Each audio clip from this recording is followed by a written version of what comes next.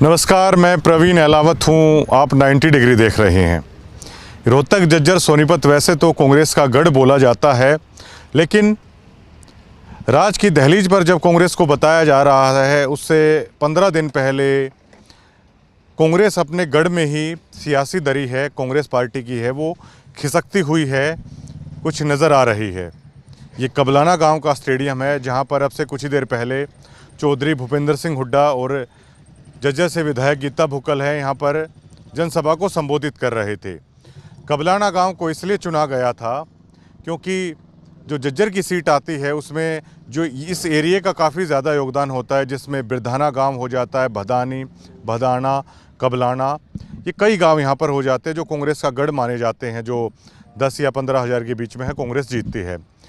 इसी सिलसिले में आज यहाँ पर रैली है वो टेकी गई थी, लेकिन शायद खुद चौधरी भूपेंद्र सिंह हुड्डा भी हैरान हो गए इस दृश्य को देखकर।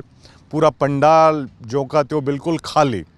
हुड्डा साहब भी जब यहाँ पर आए थे तो सुन्न हो गए थे ये दृश्य को देखकर।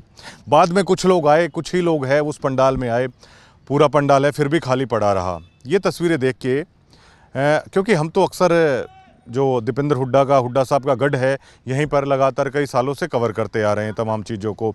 इस तरह की तस्वीरें आती है तो मन में एक सवाल उठता है कि आखिर इतनी निराशा, इतनी निरस्ता आखिरकार आम जनता में आखिरकार है वो क्यों आ गई है?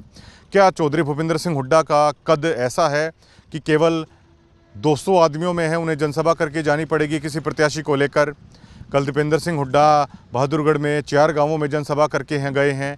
एक बड़ा सवाल खड़ा होता है कि जब अपने गढ़ में ही अगर एमएलएज 3-3, 4-4, 5-5 गांवों की जनसभा हैं, अगर इनसे मांग रहे हैं तो बाहर जाकर बाकी जो पूरा हरियाणा है वहां पर दीपेंद्र सिंह हुड्डा और भूपेंद्र सिंह हुड्डा को वक्त है वो कैसे मिलेगा?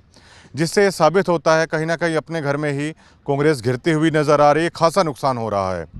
और ये दीपेंद्र हुड्डा या चौधरी भूपेंद्र सिंह हुड्डा की छवि के कारण नहीं हो रहा है, ये हो रहा है कांग्रेस विधायकों की एंटी इनकम्बेंसी के कारण। आखिर आते आते बेशक से कांग्रेस सारी सीटें निकाल के ले जाए, लेकिन जनता ने कम से कम चौधरी भूपेंद्र हुड्डा को या दीपेंद्र हुड्डा को ये दिखा दिया है कि जिन चेहरों को उन्होंने मैदान में उतारा है, उन चेहरों से कितना तंग आम जनता आ चुकी है, कितनी आजिज़ वो आ चुकी है। हरियाणवी में अगर मैं बताऊं तो पूरा छिक चुके हैं। उन्हीं विधायकों को दोबारा से रिपीट कर दिया गया और इसलिए अब ये कहा जा रहा है कि सोनीपत की तमाम सीटें हैं वो गंवा रहे हैं। निकल आएगी तो एक सीट निकल आएगी। कलानौर सीट की हालत ख़राब है, महम सीट की हालत ख़राब है, बहादुरगढ़ की ख़राब है, बादली सीट पर पेच है वो फंस गया है, और आज झज्जर के हालात हैं वो ये आप देख पा रहे हैं। इससे पहले मातल हेल में भी है वो की थी। लेकिन इसी बीच जिस बीजेपी के खिलाफ इतनी ज़्यादा माहौल था, उनके प्रत्याशी अगर कहीं पर कोई जनसभा कर रहे हैं तो उसमें कम से कम कांग्रेस से ज़्यादा है वो भीड़ उमड़ रही है। तो ये बड़ा सवाल इकट्ठा होता है कि कबलाना गांव में एक छोटे से पंडाल को चौधरी भूपेंद्र सिंह हुड्डा के लिए अगर कांग्रेस के विधायक, कांग्रेस के कार्यकर्ता अगर नहीं भर पा रहे हैं तो आखिर इसकी वजह क्या है?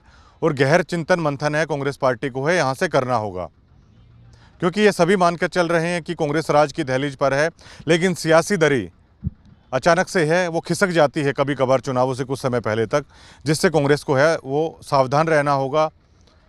अभी बादली में है वो हुड्डा साहब जाएंगे, लेकिन सवाल फिर भी यही खड़ा हो रहा है कि अपने गढ़ में ही अगर इतना ज़्यादा घूमने की इनको ज़रूरत पड़ेगी तो बाकी हरियाणा में है वो क्या होगा? शुक्रिया।